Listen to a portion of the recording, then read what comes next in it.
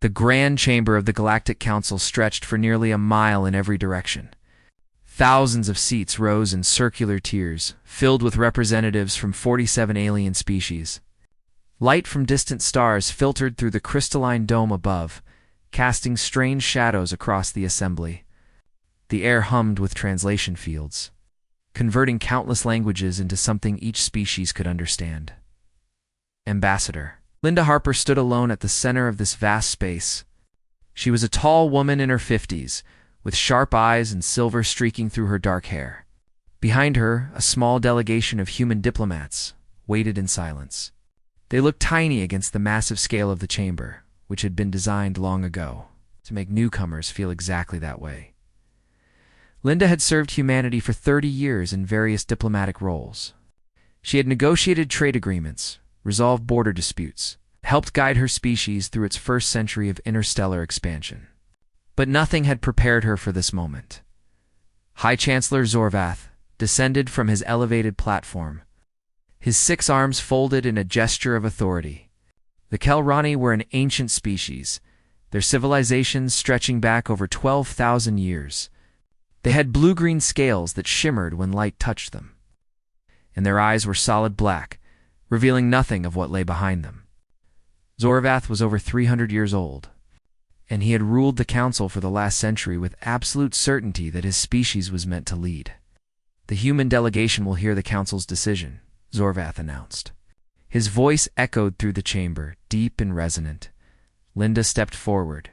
"We are listening, High Chancellor. Directive 749 has been approved by a majority vote," Zorvath continued. "Your colony on the world you call New Haven exists within territory sacred to the Kelrani people. This region was declared holy ground by our ancestors before your species learned to make fire. You have 30 standard rotations to evacuate all colonists and remove any trace of human presence from the system." A murmur ran through the chamber. Linda felt her heart beating faster, but she kept her face calm. "High Chancellor," she said, measuring each word carefully, 4 million people live on New Haven. Many were born there. Their parents were born there. Some families have lived on that world for 3 generations.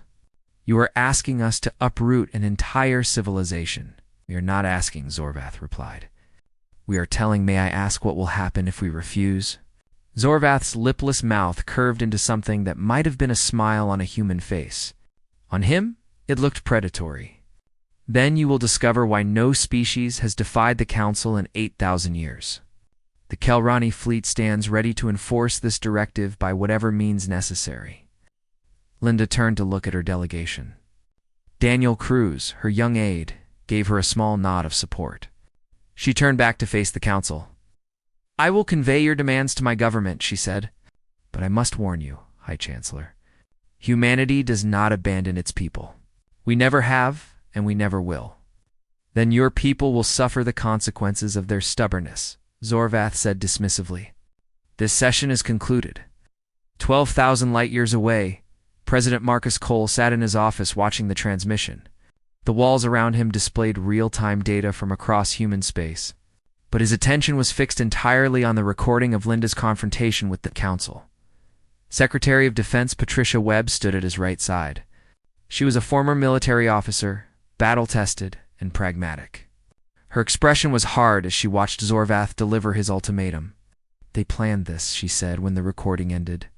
"They have been waiting for an excuse to put us in our place since we developed faster-than-light travel." Marcus leaned back in his chair. He was 62 years old, a former teacher who had entered politics late in life. People had underestimated him his entire career, and he had used that to his advantage. But this was different. This was not a political opponent or a difficult negotiation. This was the threat of war against an enemy that had dominated the galaxy for longer than human civilization had existed. "What are our options?" he asked. Patricia pulled up a display showing the military strength of both sides. The numbers were not encouraging. "If we fight conventionally, we lose. The Kelrani alone have over 500 warships. Combined with their allies, the Council could field thousands. We have 43, so we cannot win." "I did not say that."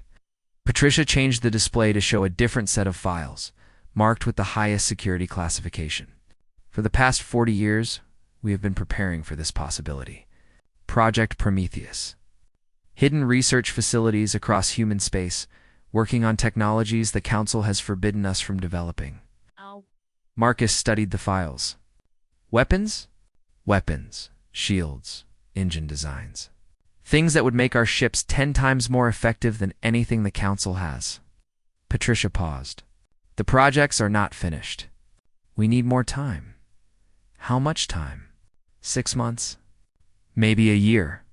Marcus stood and walked to the window. Below him, the city of Geneva spread out in the afternoon light. People walked through the streets, living their lives unaware that everything might change in the next 30 days. 4 million people on New Haven, he said quietly. Families. Children. If we tell them to evacuate, where do they go? We cannot absorb that many refugees quickly enough. And even if we could, we would be telling the galaxy that humanity can be bullied. That anyone can take what is ours if they are strong enough. Yes, sir. He turned back to face her. And if we refuse, if we fight, then we buy time with blood. We lose ships and soldiers. The colonists on New Haven will be caught in the middle of a war they did not choose. Patricia met his eyes. But if we do not fight, we lose everything anyway. Just more slowly. Marcus was silent for a long moment. Through the window, he could see children playing in a park, their laughter faint through the glass. Begin quiet preparations, he said finally. Accelerate all Prometheus projects. Move our fleet into defensive positions near New Haven, and send a message to Governor Delgado on the colony. Tell her to prepare for the possibility of conflict. What about the Council's deadline? Marcus turned away from the window. His eyes were hard now, all doubt gone from his face. We will not abandon our people. We will not surrender our worlds. And if the Kelrani want a war, then we will give them one. On New Haven, Governor Ruth Delgado received the message from Earth as the sun was setting over the western mountains. She read it twice, then walked out onto the balcony of the Colonial Administration building. Below her, the capital city of Haven's Rest glowed with evening lights. Families were sitting down to dinner. Children were finishing their homework. Couples were walking along the riverside, enjoying the cool air. Ruth was 73 years old. She had come to this world as a young woman, full of dreams about building something new. She had planted orchards, raised children, buried her husband under a tree he had loved. This was her home. This was everyone's home. She looked up at the stars appearing in the darkening sky. Somewhere out there, a fleet of alien warships was preparing to come and take everything they had built. Ruth did not know if humanity could win this fight. She did not know if they would survive what was coming. But she knew one thing with absolute certainty. They would not give up without a fight. The 30 days passed like water through open fingers. Humanity did not evacuate a single person from New Haven. The colonial population went about their lives with a strange mix of fear and defiance. Schools stayed open. Businesses continued to operate. People planted gardens and made plans for the future. Even as they watched the sky and waited for the storm to arrive, on the 31st day, the storm came. Commander Tarvex stood on the bridge of the Eternal Dominion, the flagship of the Kelrani enforcement fleet. He was young for a Kelrani, barely a century old, but his uncle Zorvath had placed him in command of this mission. It was supposed to be simple. Arrive in overwhelming force. Demonstrate Kelrani power. Watch the humans flee in terror. 12 warships dropped out of faster-than-light travel above New Haven. Each one was massive, nearly 5 miles long, bristling with weapons that could reduce cities to ash. They took position in orbit, surrounding the small blue-green world like predators circling wounded prey. Open a channel to the surface, Tarvex ordered. The face of Governor Ruth Delgado appeared on his view screen. She looked tired but composed, sitting in her office with the evening light of New Haven behind her. "Commander," she said, "I assume you are here to enforce the Council's directive." "I am here to give you one final opportunity to comply," Tarvex replied. "Begin evacuation immediately, or face the consequences." Ruth was quiet for a moment. When she spoke, her voice was steady. "I have lived on this world for 52 years, Commander. I came here as a young woman with nothing but hope and determination. I built a life here. I raised a family here. I buried my husband under a tree we planted together when we were first married. Your personal history is irrelevant to this matter, no, Commander. It is the only thing that is relevant. Ruth leaned forward. You are asking me to abandon my home. You are asking for 1,000,000 people to abandon their homes. Not because we did anything wrong, but because your ancestors drew a line on a map 10,000 years before we knew you existed. Tarvex's scales rip. Led with impatience. The reasons do not matter. The law is clear. You will comply, or you will suffer. Then we will suffer, Ruth said simply. Because we will not comply with injustice. We will not abandon our people. And we will not bow to threats. The transmission ended. Tarvex stared at the blank screen for a long moment, genuinely surprised. He had expected begging. He had expected negotiation. He had not expected defiance. They are foolish, he said finally. Prepare a demonstration of our resolve. Target their orbital defense platforms. The Kelrani fleet opened fire. New Haven's small orbital defenses had been built to protect against pirates and asteroids, not military warships. They lasted less than 5 minutes. Debris scattered across orbit, glittering in the light of the system's star, but Tarvex was not satisfied. His uncle had given him specific instructions. Make an example. Show the galaxy what happens when you defy the Council. Target the civilian spaceport, he ordered. His weapons officer hesitated. Commander, there are civilians in that facility. Families waiting for evacuation transports that will never come. Children. I am aware, Tarvex said coldly. Target the spaceport. That is an order. Weapons fired. On the surface of New Haven, the main spaceport disappeared in a ball of flame. 312 people died in seconds. Among them was a 6-year-old girl named Sophie Delgado, Governor Ruth's youngest granddaughter. Sophie had been at the spaceport with her mother, hoping to catch a glimpse of the alien ships in orbit. She had been curious about the stars. She had wanted to be an explorer when she grew up. She never got the chance. The news reached Earth within hours. Footage of the attack spread across every network, every social media platform, every corner of human civilization. People watched in horror as the Kelrani warships destroyed a civilian facility. They saw the list of the dead. They saw the ages. They saw that children had been murdered to make a political point. Something changed in humanity that day. Something old and deep, buried under centuries of civilization and progress. An anger that had been sleeping woke up. President Marcus Cole addressed the United Nations General Assembly that evening. The chamber was packed. Every representative was present. The world was watching. Marcus walked to the podium slowly, his face showing every one of his 62 years. He looked out at the assembly, at the cameras, at the billions of eyes fixed on him across human space. Today he began, his voice quiet but clear. The Kelrani Dominion murdered 312 civilians on New Haven. They targeted a spaceport filled with families. They killed children who had done nothing wrong except be born on a world that aliens decided belonged to them. He paused, letting the silence stretch. The Galactic Council believes this will break us. They believe we will see this horror and surrender. They believe humanity is weak. They believe we are afraid. They believe that violence will make us bow. His voice hardened. They are wrong. Marcus gripped the podium, his knuckles white. As of this moment, Earth is withdrawing from the Galactic Council. We will not negotiate with those who murder children. We will not pay tribute to those who threaten our people. We will not bend our knee to those who believe that might makes right. He looked directly into the cameras. To the people of New Haven, I say this. We are coming. We will not abandon you. We will not forget what has been done. And to those who did this, to the Kelrani and their allies, I make this promise. You have awakened something you do not understand. You have pushed humanity too far. And you will learn, as every enemy in our history has learned, that this was the greatest mistake you could have made. Across human space, the message was received. In laboratories hidden beneath mountains and moons, scientists who had been working in secret for decades received new orders. Project Prometheus was now fully active. Every resource, every mind, every effort would be directed toward one goal. Admiral Victor Reyes stood on the bridge of the newly commissioned Defiant, the first of humanity's secret Titan-class warships. It had been built in a hidden shipyard inside an asteroid, invisible to Council sensors. Its weapons were decades ahead of anything the galaxy had seen.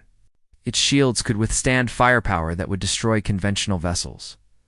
Victor was 55 years old, a career naval officer who had spent his life preparing for a war he hoped would never come. Now it had come, and he was ready. Commander Helen Park approached him. She was his executive officer, a brilliant tactician in her 30s who had helped design the Defiant's combat systems. "All ships report ready, Admiral," she said. 47 vessels. Not many against a galaxy, but every one of them is worth 10 of theirs. Victor nodded slowly. "How long until we can reach New Haven?" 3 weeks at maximum speed. Make it 2. Victor turned to face the stars visible through the bridge windows. "Those people have been waiting long enough. It is time to show the Council what humanity can do." 6 months had passed since the attack on New Haven. The Kelrani occupation had settled into a brutal routine. Colonists were forced to work in labor camps, dismantling the cities they had built with their own hands. Food was rationed. Communications with Earth were blocked. Anyone who resisted was punished severely. Commander Tarvex had established his headquarters in the former Colonial Administration Building. He sat in Governor Delgado's old office, surrounded by the personal items she had left behind. Family photographs, books, a small plant that had long since died from neglect. He did not understand why the humans kept such useless things. Ruth herself had been confined to a small apartment in the capital city. She was allowed to walk through the streets once a day, always watched by Kelrani guards. The occupation wanted her visible, a symbol of human defeat. Instead, she had become a symbol of human resistance. People would nod to her as she passed. Children would wave. Small acts of defiance that drove Tarvex to fury. The Galactic Council watched the occupation with satisfaction. The humans had been properly humbled. Their ambassador had withdrawn from Council space. Their trade agreements had been canceled. They were isolated, alone, and surely broken. This was what the Council believed. They were wrong. Admiral Victor Reyes stood on the bridge of the Defiant as it led the human fleet through hyperspace. 47 warships, each one a product of decades of secret development. They carried weapons the Council did not know existed. Shields that operated on principles alien science had never discovered. Engine systems that made them faster and more maneuverable than anything in the galaxy. Commander Helen Park stood beside him, reviewing the tactical displays. "We will arrive at New Haven in 6 hours," she reported. "Long-range sensors show 12 Kelrani warships in orbit. They have not detected our approach," Victor nodded. "What is the status of the colonial population?" "Intelligence reports approximately 4 million still alive. The Kelrani have established work camps across the planet. Governor Delgado is confirmed to be in the capital city." "Good, she needs to see this." Victor turned to address the bridge crew. "All hands, this is the Admiral. In 6 hours, we will engage the Kelrani occupation fleet. For 6 months, they have brutalized our people. They have murdered civilians. They have believed that no one would come to stop them." Paused. "Today we prove them wrong. Today we show the galaxy that humanity protects its own. Today we take back what is ours. All ships prepare for combat." The human fleet dropped out of hyperspace above New Haven. The Kelrani, who had grown complacent after months of unchallenged occupation, were caught completely by surprise. Their sensor officers stared at their displays in confusion, unable to understand what they were seeing. Commander, one of them reported to Tarvex, "Unknown vessels have entered the system. 47 ships. They appear to be human in design, but the configuration matches nothing in our databases." Tarvex rose from his command chair. "That is impossible. The humans have no fleet capable of challenging us. They are primitives." "Sir, the vessels are approaching at high speed. They will be within weapons range in 12 minutes. On the surface of New Haven, people looked up as flashes of light appeared in the sky. Word spread quickly through the work camps. passed in whispers from person to person. Ships had arrived. Human ships. The fleet had come. Ruth Delgado stood at the window of her apartment, watching the sky. Tears ran down her weathered face, but she was smiling. "I told you," she whispered. "I told you we would not abandon our people." It's in orbit. The battle began. The Kelrani opened fire first, confident in their superior numbers and technology. Their weapons had destroyed countless enemy ships over thousands of years. They expected the same result here. They did not get it. Human shields absorbed. The Kelrani weapons fire like water absorbing stones. The energy simply dissipated, leaving the human ships untouched. The Kelrani fired again and again, pouring enough firepower into the human fleet to destroy a small moon. Nothing happened. Then the humans fired back. Human weapons operated on principles the Kelrani had never encountered. They bypassed shields entirely, striking directly at the hull beneath. The first Kelrani warship shuddered as explosions tore through its interior. Within seconds, it was dead in space, its power systems destroyed, its crew scrambling for survival pods. "This is impossible," Tarvex breathed. "This is impossible, Commander. We have lost the triumphant.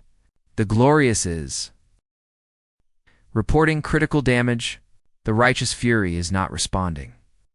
The human ships moved through the Kelrani formation like wolves among sheep. They were faster, more agile, striking and withdrawing before the Kelrani could respond. One by one, the occupation fleet was torn apart. Victor watched from the bridge of the Defiant as another Kelrani ship exploded in the distance. "Target the flagship," he ordered. "Disable, but do not destroy. I want Tarvex alive." Defiant surged forward, closing on the Eternal Dominion. Kelrani weapons fire splashed harmlessly against its shields. Human weapons struck with surgical precision, destroying engines, weapons, power systems. Within minutes, the massive Kelrani flagship was drifting helplessly, and dark and silent. Victor opened a communication channel. "Commander Tarvex, your fleet is destroyed. Your occupation is over. You will surrender your vessel and your remaining personnel. You will stand trial for the crimes you have committed against the people of New Haven. This is not a negotiation." Tarvex's face appeared on the view screen. His scales had gone pale, almost white, a Kelrani sign of extreme fear. "The Council will not allow this," he said, his voice shaking. "They will send 100 fleets. 1,000 fleets. You cannot win against the entire galaxy." Victor smiled grimly. "Then let them come. We will be waiting." The Battle of New Haven lasted for hours. When it was over, 11 of the 12 Kelrani warships were destroyed. Only the Eternal Dominion remained, captured and secured by human marines. Commander Tarvex and his senior officers were taken into custody. The occupation was over. Governor Ruth Delgado was escorted to a shuttle by human soldiers. She walked slowly, her old legs tired after months of confinement. But her eyes were bright as she was brought aboard the Defiant and led to the bridge. Admiral Reyes met her there. He was not much younger than she was, a man who had devoted his life to this moment. "Governor," he said, saluting her. "On behalf of the people of Earth, I apologize for how long it took us to get here." Ruth looked around the bridge at the men and women who had come to save her people. Then she looked out the windows at New Haven, her home, floating blue and green in the starlight. "You came," she said simply. "That is what matters." "You came." Victor nodded. "We will always come. That is who we are." The news of the battle spread across the galaxy within hours. The mighty Kelrani had been defeated by the youngest species in known space. The humans, dismissed as primitives, had destroyed an occupation fleet without losing a single ship. The Council's reputation of invincibility had been shattered, and somewhere in the halls of the Galactic Council, Chancellor Zorvath listened to the reports with growing fury and fear. He had underestimated the humans. He had pushed them too far. And now, for the first time in 8,000 years, the Council faced an enemy that would not break. The war had only begun. The Galactic Council assembled an emergency session for the first time in 300 years. The great chamber that had witnessed countless moments of history now hummed with nervous energy. Representatives from 47 species filled the seats, their voices rising in a chaos of arguments and accusations. High Chancellor Zorvath stood at the center of it all, his scales dark with barely controlled rage. News of the defeat at New Haven had spread across the galaxy, and with it, something the Council had not experienced in millennia. Doubt. Order. Zorvath demanded, his voice echoing through the chamber. There will be order. The noise gradually subsided, though the tension remained. Species that had been allies for thousands of years were now looking at each other with suspicion. The foundation that had held the Council together was cracking. The situation is clear, Zorvath continued.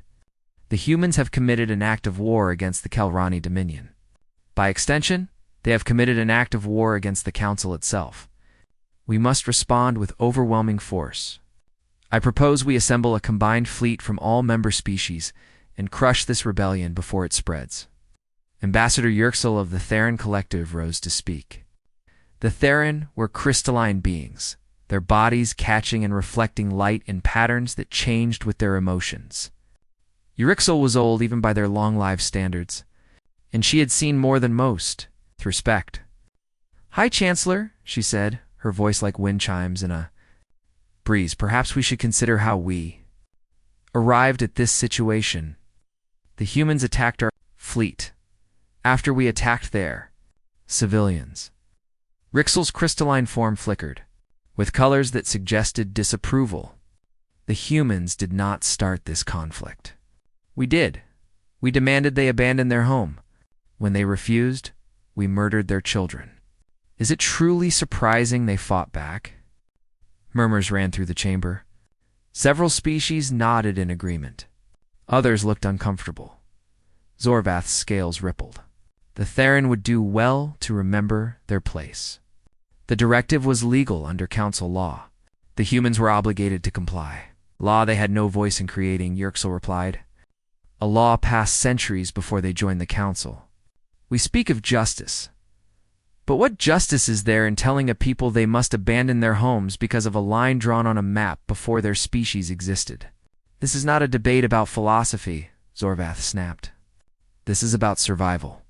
If we allow the humans to defy us without consequence, every species in the galaxy will believe they can do the same. The Council will collapse. Order will collapse. There will be chaos. Said another voice. The Council deserves to collapse. Silence fell.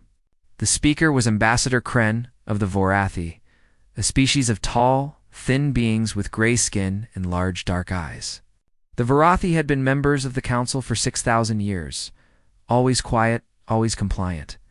To hear one of them speak against the Council was shocking. The Vorathi have watched in silence for too long, Kren continued. We have seen species bullied, exploited, and destroyed because they were too weak to resist. We told ourselves this was necessary. We told ourselves it was for the greater good. But watching the humans, seeing their courage, we begin to wonder if we have been telling ourselves lies. Zorvath pointed at Kren, his 6 arms trembling with fury. You will be silent. The Vorathi have no standing to make such accusations. We have every standing, Kren replied calmly. We have 6,000 years of standing. 6,000 years of watching the Kelrani use the Council as a weapon against anyone who threatens their dominance. The humans are not the problem. High Chancellor. You are? The chamber erupted. Species that had been allies began shouting at each other. Ancient grievances that had been suppressed for centuries bubbled to the surface. The Council was tearing itself apart, far away on Earth. President Marcus Cole watched the transmitted footage of the Council session with grim satisfaction. The images were being broadcast across human space, showing the galaxy that the Invincible Council was not so invincible after all. They are fracturing, Patricia Webb observed. At least a dozen species are openly questioning Kelrani leadership. Another 20 are staying silent, which is almost as significant. It will not last, Marcus replied. Zorvath will rally them. Fear is a powerful motivator, and the Kelrani know how to use it. As if to prove his point, the next intelligence report confirmed their fears. Despite the divisions, the Council had voted to assemble a combined military force. 212 warships from 17 species, the largest fleet in galactic history. Admiral Reyes joined the briefing via holographic link from the Defiant. Still in orbit above New Haven, his face was serious as he reviewed the numbers. "We hurt them badly at New Haven," he said, "but this is different. 200 ships is more than we can face in a straight fight, even with our technological advantages. We need another option." A new figure entered the room. Dr. Eleanor Vance was a small woman with gray hair and tired eyes. She was the lead scientist on Project Prometheus, responsible for most of the technologies that had given humanity its edge. She said she placed a small device on the conference table. It was a sphere of dark metal, unremarkable in appearance, small enough to fit in the palm of a hand. "What is it?" Marcus asked. "We call it the equalizer." Eleanor activated a holographic display showing the device's internal structure. When triggered, it creates a field approximately 1,000 kilometers in diameter. Within that field, all advanced technology ceases to function. Engines stop. Weapons go offline. Shields fail. Life support becomes unreliable. Victor leaned forward. "You were talking about disabling entire fleets." "I am talking about leveling the playing field," Eleanor said. "Inside the field, it does not matter how many ships you have or how advanced your technology is. Everything is reduced to the basics. And that is where humanity has an advantage the Council species have forgotten." Patricia frowned. "What advantage?" "We know how to fight." Laner's eyes were hard. "The Council species have not faced a real war in 8,000 years. Their militaries are ceremonial. Their soldiers are bureaucrats in uniform. But humanity has been fighting since we climbed down from the trees. War is in our blood. We hate it, but we are very, very good at it." Marcus studied the device.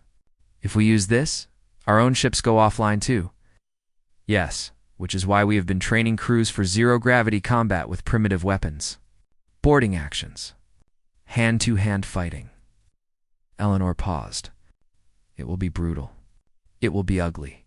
Many people will die. But it might be the only way to win." The room was silent for a long moment. Every person there understood what Eleanor was proposing. A return to the most ancient form of warfare. Blood and steel in the darkness between stars.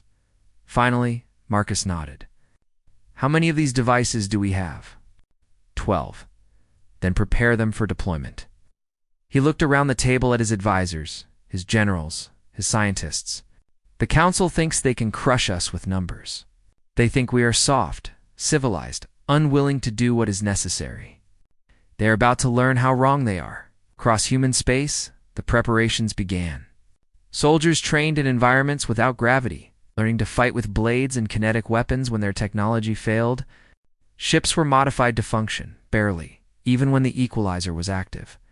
Supplies were stockpiled. Strategies were planned. Humanity was preparing for the greatest battle in its history.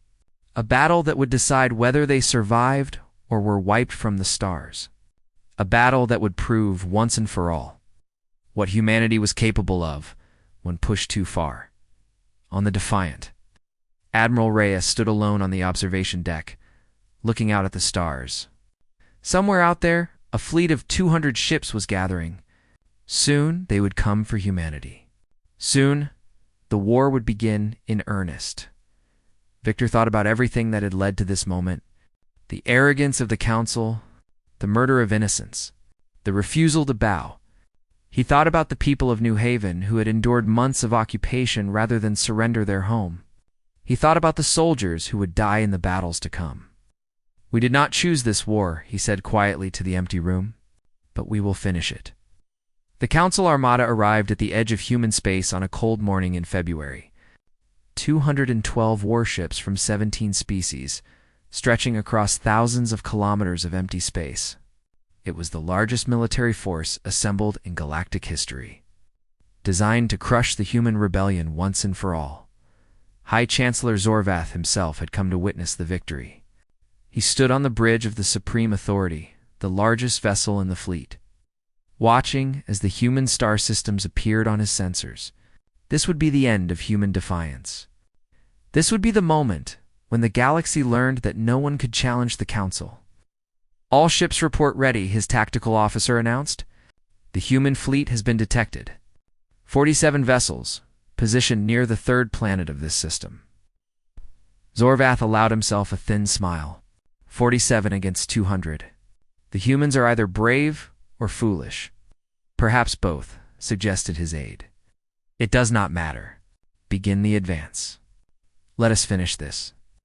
The Council fleet moved forward, weapons charging, shields at full power. Confidence radiated from every ship. They had the numbers. They had the technology. They had 8,000 years of dominance behind them. They had no idea what was about to happen. Admiral Victor Reyes watched the approaching fleet from the bridge of the Defiant. His face was calm, but his heart was racing. Everything they had worked for came down to this moment. If the equalizers failed, humanity was doomed. If they worked, the real battle would begin. "All ships report status," he ordered. Commander Helen Park read off the responses. "All vessels confirm, equalizer devices, armed and ready. Boarding parties standing by. Everyone knows their assignment." Victor nodded. "Open a channel to the fleet." His face appeared on screens across the human formation. Soldiers paused in their preparations. Officers looked up from their stations. Everyone waited. "This is Admiral Reyes," he said. "In a few minutes, we will engage the largest fleet ever assembled against humanity. The Council believes they will crush us today. They believe their numbers make them invincible. They are wrong." He paused. 8,000 years ago, the Council decided they were the masters of this galaxy. They decided that might makes right. They decided that anyone who disagreed could be silenced with force. Today, we prove them wrong. Today, we show the galaxy that there is something more powerful than numbers, more powerful than technology, more powerful than fear. His voice hardened. Today, we show them what humanity can do. "All ships, activate equalizers on my command." The Council fleet continued its advance, sensors tracking the small human formation. They expected the humans to flee. They expected surrender negotiations. They expected anything except what happened next. Now Victor ordered. 12 spheres of dark metal activated simultaneously. Reality twisted around them, creating overlapping fields that covered hundreds of thousands of kilometers. The effect was instantaneous and devastating. Every ship in the Council fleet went dark. Engines died. Weapons powered down. Shields collapsed. Life support flickered and failed. 200 warships became 200 drifting hulks. Their crews suddenly trapped in darkness and silence. On the Supreme Authority, Zorvath stumbled as gravity failed. Emergency lights flickered on, casting red shadows across the bridge. His tactical officer was shouting something about impossible readings. His crew was panicking. "What is happening?" Zorvath demanded. "What have they done?" No one could answer him. Nothing like this had ever happened in the history of the Council. Their technology, the foundation of their civilization, simply stopped working. And then the human boarding parties arrived. They came in small craft, designed to function even in the equalizer field. They attached to Council ship hulls and cut through with torches and explosives. Within minutes, thousands of human soldiers were pouring into the darkened vessels. The Council species were not prepared for this. Their militaries had not fought a real war in millennia. Their soldiers had never faced an enemy in close combat. They had never seen blood or felt fear or watched their comrades fall beside them. The humans had done all of these things and more. Humanity had been forged in the fires of endless conflict, generation after generation, learning to fight and survive against impossible odds. They hated war, but they had never forgotten how to wage it. The battle inside the Supreme Authority was brutal and short. Human Marines moved through the dark corridors in perfect coordination, their weapons flashing in the emergency lights. Kelrani guards tried to resist, but were swept aside. Council officers surrendered by the hundreds. Overwhelmed by an enemy they had dismissed as primitive, Victor led the assault on the bridge personally. He was too old for this kind of fighting, but he had refused to send his people somewhere he would not go himself. Beside him, Commander Park moved with the fluid grace of someone who had trained for this moment her entire life. They found Zorvath cowering behind his command chair. Surrounded by guards who had already thrown down their weapons, the High Chancellor, who had ruled the galaxy for a century, looked small and frightened in the flickering red light. Victor approached him slowly. "High Chancellor Zorvath, your fleet is captured. Your soldiers are prisoners. Your council is broken. The war is over." Zorvath's scales had gone completely white. "You cannot do this," he whispered. "We are the council. We have ruled this galaxy for 12,000 years. We are eternal." "Nothing is eternal," Victor replied, "especially not those who believe they are." The Battle of the Edge lasted 6 hours. When it was over, the entire council armada had been captured or destroyed. 73 human soldiers had died, their names recorded for history. But they had achieved the impossible. They had defeated the greatest military force the galaxy had ever seen. The news spread across the stars like wildfire. The council had been broken. The Kelrani had been humbled. Humanity, the youngest species in known space, had changed the galaxy forever. 1 year later, Earth hosted a gathering unlike any in history. Representatives from across the galaxy arrived, not as conquerors and subjects, but as equals seeking a new path forward. The old council was dissolved. In its place, a new federation was proposed. Built on principles of mutual respect and shared decision-making, Ambassador Linda Harper stood at the podium, looking out at the assembled delegates. Beside her sat representatives of the Theran, the Varathi, and dozens of other species who had supported reform. Behind her stood Admiral Reyes, Governor Delgado, and the other heroes of the war. "We did not choose this conflict," Linda said, her voice carrying across the vast chamber. "We did not seek power or revenge. We simply refused to be victims. We refused to abandon our people. We refused to accept that might makes right." She paused, looking at the faces before her. Some were former enemies. Some were new allies. All were watching with attention. Today, we offer the galaxy a different path. Not domination, but partnership. Not fear, but hope. We have proven that no species, no matter how powerful, can bully others into submission forever. Now let us prove that we can build something better. Something that will last, not because we force it to, but because it deserves to last. On New Haven, Ruth Delgado watched the broadcast from her balcony. The planet was rebuilding. The scars of occupation were slowly healing. Children played in the streets again. Families planted gardens and made plans for the future. Her aide, a young man named Carlos who had helped her survive the occupation, brought her a cup of tea. "Governor, you have a message from the president. He wants to thank you personally for everything you did." Ruth smiled softly, accepting the tea. It was not just me. It was every person who refused to give up. Every family that stayed. Every worker who sabotaged the occupation. Every child who kept hope alive. She looked up at the sky, where the stars were beginning to appear in the evening light. Somewhere out there, humanity was taking its place among the great civilizations of the galaxy. Not as conquerors, but as builders. Not as destroyers, but as defenders of something better. "That is what we do," Ruth said quietly. "We endure, we adapt, we overcome. And when someone pushes us too far, we push back. Not because we love war, but because we love what is worth protecting." Carlos nodded, though he was too young to fully understand. Perhaps one day he would. Perhaps the whole galaxy would. The sun set over New Haven, painting the sky in shades of gold and orange. Ruth sat on her balcony, drinking her tea, watching the first stars appear. She thought about her granddaughter Sophie, who had died in the first attack. She thought about all the others who had been lost. She hoped they were at peace. She hoped they knew that their sacrifice had not been in vain. The galaxy was changing.